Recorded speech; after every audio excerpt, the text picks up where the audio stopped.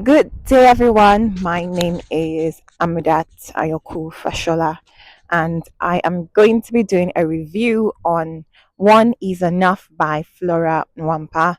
If you've not read the book, I think you should read it as an African woman, um, especially like if you've not gotten married. I'm going to be giving my own Christian perspective on the book, and I'm also going to be obviously be doing a summary on the book. If you've not read it, right? If you've not read it, you can come like follow along, right? So the book talks about this spinster, a single lady. Her name is Amaka. She is super frustrated about like her being single. Her friends are married, and she was worried, that she's not married, right? The guys that are literally coming to her are people like that she doesn't exactly want. At one point, Amaka talked about how she was getting introduced to um a man that by a friend was introduced to a man that a friend and the man basically was so ugly, like it was so ugly. He had four children already. If she could have bypassed the fact that he had four children, but it's just the fact that like tell me why like the guy was so ugly like that, Maka's perspective. Um okay, so she didn't marry the guy. Okay, she ends up marrying this guy called Obiora. Obiora is like it was a friend to it was a boyfriend to her friend, right? An ex-boyfriend to her friend that yeah, she got introduced to.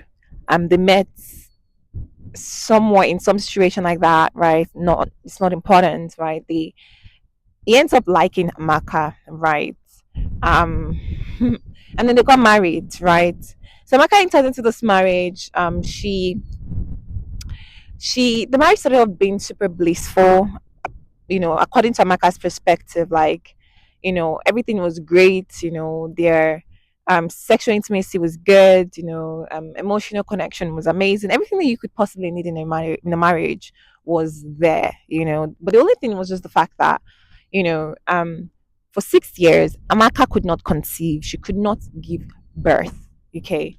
Amaka prayed to the Lord. There's nothing Amaka did not do to actually like try to have a child. She went to see, you know, Babalawo. It's and this perspective is like on it's the perspective of the eastern part of Nigeria. Enugu. Amaka is from Enugu, from a small village in Enugu, and so she lived in the village, right? And if you know anything about village in Nigeria, like it's not that bad. It's actually like it's like any place that has like serenity and like peace, and it's kind of like a kind of suburb, and so yeah, she went to see abbalists, and they told her that it was not possible that she would give birth to a child to a current husband, and like somebody else would have to do the job. But Amaka was like, nah, this is like taking it too far, and then she decides that she was going to still hope, right? But the only thing is that her mother-in-law was getting impatient. The woman that used to be super nice to her, that used to cherish her, now is like so impatient. There's a scene where Amaka went to see her mother-in-law, and then she was trying to be nice to her mother-in-law, and the woman is like, she's not smiling. She's not smiling at all. You know, they get into the real topic, which is when are you going to have a child?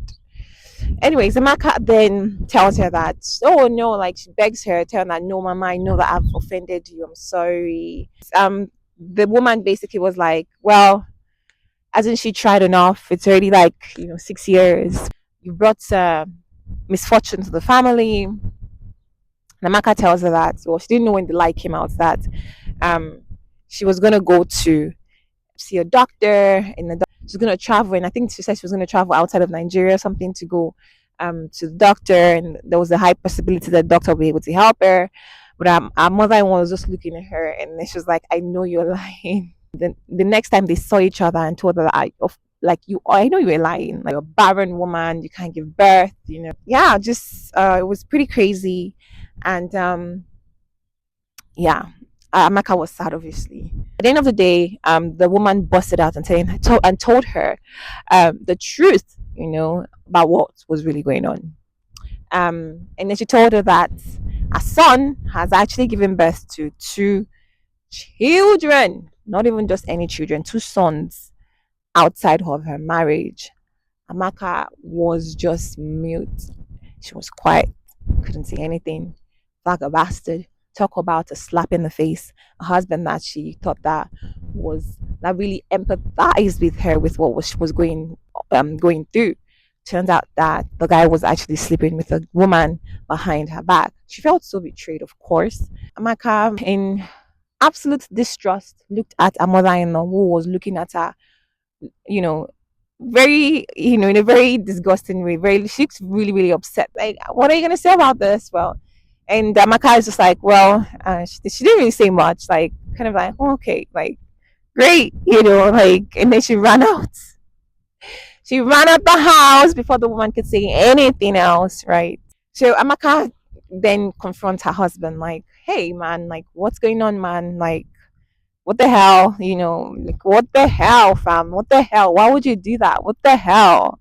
You know, even if you were going to do something like that, like, why would you do something like that and not tell me about it? What the hell? The guy seemed to be, I don't know, like empathetic in a way, but then he sort of like just turned everything blaming her. Our son, which is Amaka's husband, would be bringing his baby mama and her children to their house. And she basically said that she's a very nice woman. Men in her community don't do something like this. Like, what they would usually do for a barren woman is like they would send her out of her husband's house and introduce the woman that's actually able to give birth to her husband to stay in, replacing her. And she was sort of like self-praising, I'm super nice, like I could have done worse but I didn't, right? And that's when she asked Amaka, like, what are you gonna say? Amaka's like, yeah, like, just let me know when they're coming, is what she said, and she ran out. He tells Amaka that what was gonna happen. The day that the baby mama was gonna come, Amaka was in her house, like she was like a shadow of herself. Like was very she was just so suffering. Amaka was suffering a lot, you know. She had gone through a lot of things and been through many places, but never seen results. Okay. Yeah, and then that day she was so tired.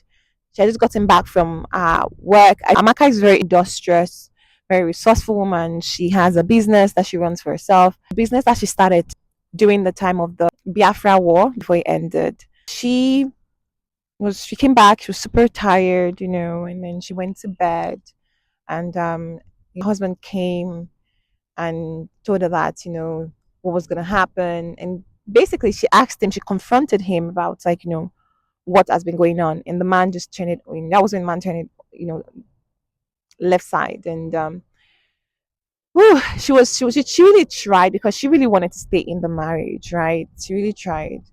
And the man said, like, really hurtful things to her, but no, normal Amaka would have responded with fire for fire, but she was like, you know what, I'm not gonna do anything. She threatened him, in a way, like, don't worry, like, what I'm gonna do, like, she knows, like, she knows what she's gonna do about the situation. She had told her husband, like she wasn't gonna cook when he asked her, right, for his own mother and the guest. She said that the maids should do the job, right? Because they had maids. And the man was like, no, I don't want them to do it. Like, I want you to do it. And Amaka was like, well, I'm not doing it because I'm tired. And the man was like, well, I'm going to do it then. And they kept going back and forth. And then Amaka said what she said, threatened him. And then, yeah, it seemed aggressive, and she talked about how, like, the man had beaten her before. At the time that he beat her, he actually did it, and then he repented and he started to smother her with lots of love and care. He didn't go to work for a week because he was super sorry, and he really showed that he was sorry. She knew that, he was going to do it again. At that time, she really would have dealt with the man, but she decided that she still wanted to stay in the marriage. So she ran into the bathroom and then she closed the door. The man was banging, and then she looked around to see, looked for weapon. And then she looked and saw this armor that one contractor that was doing something in their bathroom had left. And then she took the armor, and she couldn't really understand why the guy would have forgotten the main tool that he needed to do his job. At that time, like, why would you forget something like this? Doesn't make any sense. you know um and then, yeah, like, the guy busted into the bathroom, right? And then saying, what are you gonna do? Like, what are we gonna do? You're gonna sleep with other men? You're gonna do da da da da? Like, if you want to leave, like, you want to leave, like, leave, but I'm not saying for you to leave, because, like, obviously, like, you need my protection. And it was literally like attacking Amaka. Next thing, Amaka took the armor, just hit him on his chest. The man fell, was shouting, help, everyone help me, villagers help me, listen, help me. They all came, and then, yeah, like, they were trying to help. Obiora's mother came into the picture. She saw her son lying down, and she also fainted in shock. Both of them were carried to the hospital. And then Amaka knew that at this point, anybody needs to tell me, I need to leave this man's house. She left with her mother, took all her stuff. She stayed at her mom's place for a while, and then she went to Lagos to start a new life. When she went to Lagos to kind of like, begin this new chapter of her life, she stayed at Ayo's place. Ayo is her sister, and she had a friend too, whose name was Adaobi. Amaka really, when she went to Lagos, she wanted to start a business, continue, what she was doing, and so she thought that she was going to seek the help of her friend Adaobi. She goes to Adaobi's house, talks to Adaobi, and over the coffee, and Adaobi was asking questions about, like, what's going on with you, why are you here in Lagos. So Amaka basically, she was pretty honest about what was going on, and about, like, her marriage. Yeah. I mean, Adabi was pretty sympathetic with her, and asked her, like, what is your next plan? And Amaka told her that she was going to start a business and she needs her husband's help, because Adabi's husband works in the government. Um, and it would basically be the one to help her to get a contract, because she already registered the business. She was proactive while she was at Ayo's place. So she was referred to an allergy that was going to help her selling toilet paper, to the government agency they were. And she went to see Adelby while she was still living at her mom's. Yeah. And then she got well, she didn't get the contract. Like, Adelby's husband told her to write some letters to the agency to give to Alaji. She went to Lagos and came back, stayed at Ayo's place, and went to see Adelby, which she described Adelby to, like, to be living the perfect life. She had children, husband, and everything. While she didn't. Came back to a mom's place, yes. And from my mom's place, she had written all the letters, done everything, and then she was going to Lagos. And as she was going, she really, like, was trying to stop in cars and public transport, but they weren't. For some reason, they didn't accommodate her. And then one car, just a car that seemed like a taxi, came in front of her, and without a single thought, she entered into it. And she was quite worried because of she didn't really know, like, who is this person, who is this guy, like, are you really, like, a taxi driver, like. And then, that at that time, there was a lot of kidnapping because of, again, the Biafra war that just ended. And so she basically was trying to start up a conversation, but she didn't really know what to say. But at one point, the man broke the silence and asked her, like, oh, like, where are you going to, and what side of Lagos. And she told him everything that was going on, that she was going to see, like, a man, that was going to help her, Laji, and stuff like that. And then the man said that he's the one, right? It kind of was weird, like, what the hell, like, what's coincidence? Like, you are the one I'm going to see, right? Like, okay, that's pretty weird. Um, yeah. She The next day she went to see Alaji, and when she went to Alaji's place, Alaji basically took the letter, told her that she should not worry, that he's gonna work on it, which Alaji did. Alaji would give opportunities to start this business, and then the contract, and then she would be getting contract from Alaji. But Alaji was interested in her, and the first contract she got was about, like, a 3,000 naira. It was huge money at that time. Raka said she made a mistake by telling Adalbi. I told her what she earned, right? Adalbi was, like, pretty envious, and a life that seemed perfect seemed below par, seemed imperfect. And she started to complain to her husband about, like, his government job, and just how, like, in the same place since. But look at Adalbi, like, she has gotten contract already, by the allergy. I'm like, basically like, hey, why can't we start this business? Why can't we like do it? And her husband was just like, what the hell? Like this girl she just came from, the village, and she's like influencing you already to be discontent about your marriage and things like, and he talked about how his wife used to be this content woman and how she used to really manage anything that he gives her, like, but now she's just not, she's just complaining, like doesn't know if Amaka is a good influence on his wife. And things will go like that. Amaka now was sort of seeing the allergy. Her life was getting better, right? Whilst in the village, like, Obiora was doing his own thing. But Amaka's mother would become like a big influence in her life. Amaka's mother would tell her to ignore getting married, but just like be fruitful, like have children. When Amaka would tell her that I'm tired of marriage, I'm tired of men, Amaka's mom would tell her that. Um, and so she really started to think about that, right? And that was when, she started to see the allergy and open her thighs to the allergy. Allergy would give her more contracts. And at one point, Amaka had gotten so much money that she was open to building a house, and she had bought the land. And within, few seconds, well, within a few time, she had talked to allergy to actually help her to begin to build the house. So yeah, she started to build the house, and yeah, a small bungalow. Amaka, you know, was doing what she does. So one particular day, she actually went to see the Adelby. And at that time, Adelby and her husband were hosting this father, right? Father McLeod, but his native name is Izu. It was the first time that Amaka had gone to Adelby's house that she actually met Father McLeod. I missed that detail. She saw the man, at that time she wasn't looking rich or anything. She was just fresh from the village, right? And Father McLeod, he was again, he's a priest. When he saw Amaka, Omo was looking at her like, Omo, in Yoruba they would say, where wabai, he was looking at her. He was fixated. Flora said he was fixated on Amaka, but, you know, whatever. Like Amaka was just Amaka. She was quiet, and when she needed to talk, she talked. The food Adabi was cooking was sizzling hot and delicious, and they ate, and it was good vibes, and she left, no big deal.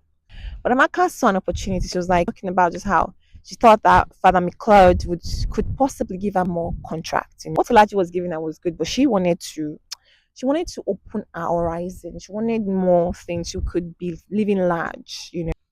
And so she decided, you know what? She would talk to McLeod. So she went to McLeod's place. I think it was his house. And she told him about her plans, about what he could do for her. Right? It was being appointed to a new position, and he just didn't really understand, right, what how it could really help her. The new position they had put him was to kind of see to the soldiers that had they were going to war, they were fighting in some way. And of course, like in those type of barracks, like there were different opportunities, and yeah. And so, well, the man was like, okay, don't worry, like I will see what I can do. Okay. But I think it was that meeting that they started to kind of open up about their feelings, right? And Amaka seduced him. Amaka said she saw the way he was looking at her, and she knew she was not a child. She was not a child. And so she was gonna seize that opportunity. She was gonna um literally cut the throat of the jugular, to get what she wants. And she's not getting young, and even though she cannot have a child, she knows that she can definitely try this man and see if he can give her something. Because again, what they told her was that her husband couldn't do it, right? Even if he tried, right? And did try many times. Just that he could not actually give her a child. Anyways, it went on and on, like, yeah, it went on and on. They started to get really intimate, and whilst Amaka was like, just living her life and just like, expanding and everything like that, basically they kept influencing her to do even more evil. Right? And she ends up getting pregnant. Now, before she got pregnant, right, she already decided that she was going to get a divorce from her, well, as a husband that she had separated from. And so she said she was going to first return the dowry when she had amassed more money, which she did. And at the point, she actually like sought out to do it. Before, but they did give the dowry. And then Amaka's mother took her to a lady that was believed to be to help with fertility. And they went to the small hut. Amaka described to be this very tiny, dingy place that we could not imagine that anyone could possibly be living in. She she went there and she was humble, and this lady that was about her age came out, you know, and she seemed pretty fresh and well put together. Whether that, well, she shouldn't have gotten her wealth before having a child, but you know how things go. Amaka's mother was very angry because she had said that Amaka shouldn't have gotten a new wealth before a child. So she was quite angry because, like, why would the lady be saying something about new wealth, talking about like their family had not wealth before. She was insulting the lady, well, the lady that was supposed to help them, insulting her. Just it was just crazy, right? And nothing went south, and just like that, they left, and not even long after that, did Obiara's mother came to the same woman's place, and then she was talking to the lady just about how her son, which she had a conversation with her son Obiora, well, how Obiora was planning to go back to his wife that he married, who is now a whore in Vegas because they separated, right? Because Obiora and his mother had a conversation. Obiora was like, now, like, this lady that you brought into my house has left me with my children. Like, what, like, you caused this, you made me to leave my wife. What are you gonna do? Do you want to take their place? Do you want to sort of marry me instead? The mother was kind of upset, furious, like, you don't even know what I've done for you. Like, why would you complain? Like, don't you know that I know best for you? And it basically told his mom that if she tries to get in the way of him getting back with um Amaka, that he would personally kill his mother himself. It was at this point that his mother knew that she needed to step out, in quotes, right? And that's where you find them. And she knew that Amaka was in town at the time. Rumors had gone around, and so the lady went and told the woman what was going on, and the woman was like, "Well, isn't like." Are you talking about like the woman that just left? Like they were just here, and basically she briefed out about what was going on. But she said that Amaka's Obiara's mom was wanting to ask more questions, but the lady was like, "Well, I'm so sorry, I cannot discuss my clients with you." Obiara's mother was quite furious because of like, I did not ask you to be telling me anything about who came into your hut. Uh, I did not ask you. So now that you've told me this, how come you're not going to tell me the entire thing? She was quite angry, right? She was very, very angry. Then, at this exchange was when um, her husband, the woman that was supposed to help with fertility, her husband came out and basically was defending and protecting his wife. Like, why would you talk to my wife like that? She's done for the day. And Obiara's mom kept going on and on. Obiara's mom was like, I'm going to pay you. What's your fee? And the woman was like, well, yeah, I'm not charging you. Be going. I'm done. Like, she must have done something to their gods to actually allow her to, be of service to this terrible with people. Like, she really must have done something because she's having the worst day ever. You know, and the woman was like, "Well, Abiya's mom was like, nothing is ever free. She's just name it." And then the husband was like, "Just give us, the price for something. I can't remember." And then she gave her like 1 naira or something, and the woman left. So what got to her that Amaka was wealthy? She had no idea that Amaka was wealthy. So she decided that this was an opportunity. Amaka still has some sort of value. That's Obiara's mom. So she went to see Amaka's mom, right, when Amaka had gone to check out a land. And so yeah, she anyway, she Obiara's mom went to see Amaka's mom, and there was a feud between both women because they knew that they were playing a game. So Amaka's mom, obviously, she was going to offer her something, but she didn't want to offer her anything and she had lots of food in her fridge. Stupidity, right? At one point, Obiara's mom was like, "Are you really sure that like you didn't do any groceries this week?" It's like, no, like She's just been busy taking care of her daughter. Like she didn't really have time to do all those things. Yeah. And yeah, like Amaka basically came inside and she saw Amaka and she told Amaka that she needs her help to get to Lagos. I don't know what she was going to do in Lagos, but she didn't succeed at making Amaka to not leave Obiora because of yeah, because Amaka was determined. And at one point, even Obiara's mom had gone to meet the people that Amaka had to give the dowry to, since she couldn't give it directly to Obiara's family. They were the elders of the community of the village, and those ones collected it. Obiara's mom went to them and said that for them to give back the dowry to Amaka, but they said they cannot. Right? They have to go through the proper way to do it. Even though Obiara's mama tried to bribe them to do it her way, she didn't succeed. So she didn't succeed in doing that. They ended up splitting up, right? Amaka and the Alaji ended up like not seeing each other because Amaka, the man was asking for something that Amaka could not give him, which is like he wanted her to be his wife or long-term mistress, and she didn't want it because she didn't want marriage anymore. Plus, the man had many wives already. She let that slide, right? After she had already benefited. So she continued to see Father Mcleod, and again, fast forward to the time that she found out that she was pregnant. But she told her family first, right? They were very happy. They didn't even want to know who the father is, anything. They got to know after she gave birth. But Father Mcleod was pretty happy about it. It knew it was going to happen at one point, and I think he was pretty prepared. But it just didn't think about, like, it wasn't thinking about the future. It was thinking about the now, like the pleasure and everything. And he talked about how he really loved Amaka, falling in love with her. But Amaka, the entire time, did not fall for where. Like she was straight focused on the main goal. Let me just fast forward this entire story. Like she basically she had the child fair and square, right? But Falami Clyde ended up getting hurt in the process. Even whilst he was asking for her hand in marriage, as he had said that he was going to leave, priesthood to pursue after her and marry her. Um, and because she was obviously she was having a twin at the time, which he finally confessed to the bishop and told the bishop what was going on. Yeah, and crazy, but yeah, like he ends up doing it, right? But Amaka would refuse to marry him.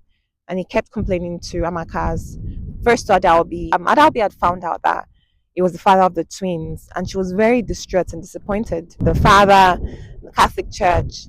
But yeah, like she didn't agree to convince Amaka to marry him. He was sort of like alone in the whole thing. I didn't mention also that in Enugu at that time, in the village part of Enugu, twins were actually like forbidden in that tribe, in that part of Enugu. And so Father Miklai talked about when he was talking to Amaka whilst they were in bed after they had done their rubbish. I was talking to her about him and just opening up about like how he was a twin and how like in their village then they used to kill the twins and thanks to the missionaries like they helped save a lot of twins and even adopted some. But yeah, it was something that continued for a long time, right? So yeah, like she had twins, right? I was going with Adaobi that time it was Gowan's governance at that time. Gowan was overthrown by the coup. Um and yeah, the military coup, and they basically fired a lot of like government officials, including Adalbi's husband. Adalbi had been building her house like in secret. She didn't let her husband know. And then when that happened, she didn't come up front like that's what she's been doing. She well, the man was working in the office when she called her husband to look at to come home and look at the news. He came and they saw that he had been fired. The man was so distraught, and it was she basically described about how like after he had heard the news that he actually aged in 6 years in 6 hours was what she said, right? But later she would break the news to him after she went to see Amaka and found out that Father McLeod was the father. She was pretty angry and whatever. And then Father McLeod telling her that he would like to marry Amaka, but she said that she would never ever help him, to convince Amaka in any way whatsoever. That she doesn't want anything to do with whatever they have. And she even knows that Amaka will suffer for what she did. Anyways, she went and told her husband basically of what she's done, and how she's going to help save the day. And her husband was just kind of surprised, like, but there's not much detail about that, because I mean, for me personally, I feel like for a wife to do something like that, something like that big behind your back, like that shows like there's something is broken in the marriage already, right? Something is definitely broken, because a wife is not supposed to do something like that, even though he saves the day. But again, we see that the husband was the one that literally allowed his wife to dive deeper into the darkness with Amaka, because at one point our husband, Adalbi's husband, was telling Adalbi that I don't want you to have anything to do with this Amaka of a lady, like, because he had seen Amaka in Father McLeod's house, and he just didn't really understand what a single woman could possibly be doing in the house of a father. Doesn't make any sense. That was the first time Amaka came to Father McLeod to help her with to get some contract, right? And so she was like, stay clear from her and stuff like that. But the wife, Adabi, was like, you can't tell me what to do. Da, da, da, da. And then, as time went on, Adabi opened up to her husband of the possibility of them starting a business and doing something in the path of, corruption, right? That, and she basically, what convinced him was the fact that he was going to be retired someday.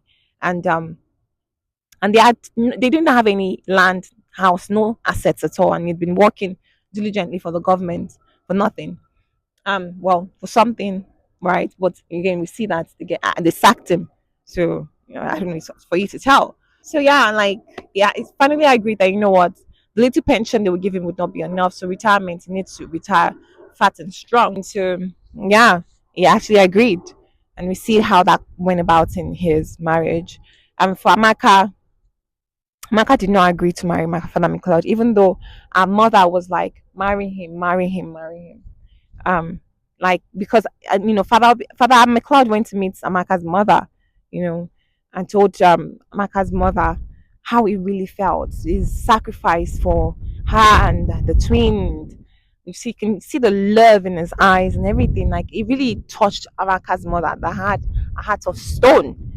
Amaka's mother was like, you know what? Even if it's the last thing that I do in this earth, I will make sure that Amaka marries this man. She really did try. She really did try. She came to Lagos, harassed Amaka, told her that she would must listen to her. She must do this. She had no say in it. She had used the man. Now she was not gonna leave him wretched, right? And so yeah, it would go on like that. Then again, I didn't mention in the beginning. The first two guys that wanted to marry Amaka ended up dying. Okay. At one point, Amaka was worried that what was going on, because why is it that every man that wants to marry her dies? She went to see the ABBA list, and so she knew that something. She said that she sort of knew that the whole problem was going to resolve itself, despite the fact that her mom was literally pressing on her to marry this father, McLeod. And so, yeah, lo and behold, as fate would have it, which was what was described in the book. Fate would have it that as Father McLeod was going to the as it was coming back from a woman's house that he had just slept with, and well, he didn't do it on purpose. It was coming back from the house of Amaka, trying to convince Amaka that he must marry her, and Amaka obviously was saying no, and he got so like really angry, and it was so frustrated about it that he left there really really angry, and he went to a party, and in that party he actually got drunk, and then he was talking to women, and well, one of them was flirting with him and seducing him, so she managed to take him to her house. This old thing, it doesn't remember. It was only until he actually woke up the next day that he actually figured out that what he had done. And then the woman was like, came out and saw him, like, was awake, and she was like, oh, I'm going to fix you breakfast. And while she was doing that, he took his things, wore his clothes really swiftly, and then he basically stormed out of the house, and he entered into the first taxi he could see. Turns out to be that it was a robber. that was actually like that were gonna attack him. They had an accident, and yeah, um, all of them died except for him. And it was then, I don't know how the Catholic Church got to know, but they were the one that came to save the day. They took him to the hospital and they nursed him till it was able and capable. And it was thinking also when it was in the hospital, like where was Amaka in this whole situation? Like, was this how she was gonna leave him dry? Whereas like you can see that it was is the Catholic Church that was literally helping him. Like the bishop was there for him. And so he decided that you know what, he was gonna come clean and tell them that he wants to come back, and like whatever that's gonna happen with the child, like they would figure it out, for him and to help him, which was what he did. So Amaka was basically like, kind of worried about him, and she was asking like, "Where is this man? Where's this man?" Then like we see the last scene that a sister from the Catholic Church would come to Amaka's house to ask about Amaka, and then she would see her and ask about the twins, and she would see the twins, and she would ask them, if they want to go to Dublin. Which the nun basically told Amaka and Adalbi that what Father McClure decided to do. The nun tried to rub it in her face that you didn't get away with much, but Amaka in the last chapter, let me read what she wrote, what she said, which I think really shows a lot about who Amaka had become from being this like very religious and God loving person to becoming this crazy person, this ambitious and hungry person. She was interrupted by Amaka. She said, "Tell Izu," which is Father McClure. She said that I would like to see him and thank him for this noble decision, and that I was the first to know that there would be no marriage. Like, how would she know? Like, they're already making the preparations for marriage already. Amaka was supposed to go to the village with everyone to, for him to pay for everything, right? Dowry, the party, and everything. But said that the marriage was going to be postponed indefinitely before the accident happened. So it's kind of interesting, right? And she said, and finally, that I shall forever remain grateful to him for proving to the world, like he was the one that proved to the world that I am a mother as well as a woman. It's kind of like very interesting, don't you think? Like as if she had gotten what she wanted from him, so now like there's nothing I can do, like no, I can't use you for anything anymore. I've gotten what I wanted, sort of. And so yeah, you can go ahead and live your life whilst I live mine. And I guess we're going to see sort of what she concluded. I think from a Christian perspective, I think like when we're talking about how we must wait for God's timing in things in life. This was a story that literally proved that, and just that fact that it's not everybody's counsel. It's not everybody's advice that you will listen to. Even her husband, at Obiora, was telling her that even if you've not married, yeah, like have managed to get kids outside of the marriage, that was his own life and his own decision. Like I still want you, like I can still want you to stay in my house, like but Maka couldn't really see herself in that picture. She couldn't see herself in that light, you know. She even spoke about how she could possibly get a adopt a child, how she could adopt the children or one of the children of our brothers and sister, and raise them as her own. There were a lot of possibilities that Maka could have explored, but she did not, you know, choose to pass the noble route. But she wanted to do things and control everything and to get at his own desired outcome at the expense of other people. It was malicious and just wicked, yeah, that is basically that is what that teaches us. And I think again, Amaka was going to suffer for everything that she had done, right? My father McClure obviously is wounded, badly wounded, and it's going to take a while for someone like that to actually heal, right? Um, and yeah, I think he had sinned against God. He would need to find God again and seek Him, right? And I think each character has um their own story, right? And didn't do things perfectly, but you know what? Um, we can learn a lot from the story. I think like that is where I'm wanting to end you know, the review. I think it was a very good one. It was very like Flora Nwapa is a very this is an excellent writer in my own opinion because I feel like she took writing from her own perspective. Like she didn't have to be perfect for nobody. She didn't have to, and I like that. You know that Igbo way of doing things, like not even caring what other people think and just doing what you gotta do and what you want to do, how you want to do it. Again, not at the expense of like other people, not at the expense of disobeying the Lord. She was very modest in her writing because like there were scenes where I feel like she could have gone like crazy, but she literally like went straight to the point. She didn't beat around the bush, like for example the way Wole Soyinka would write or like other authors would write, gallivanting. In this book, one of Wole Soyinka's book that he was talking about how this man was waiting for a government official. Like he literally explained the whole thing in matter of pages, and I didn't really understand how someone could do that. You started the story to be banks, and it was great, but then like subsequent chapters after, like you just sort of like I don't know, doesn't have any much to write, didn't have anything to say, and you're just wasting readers' time. That was poor. But yeah, Flora Wampa had few pages, 200 and what, 240 pages, well written, straight to the point, and beautiful, beautiful, beautiful, amazing, Definitely give it up to her. I think I write and exposes us to the culture of, Nigeria, the eastern part of Nigeria, but I know like this is a story of like all Nigerians. Well, I think like the northern part of Africa, Nigeria is their story is much it's different, but again, it's like it's the same thing.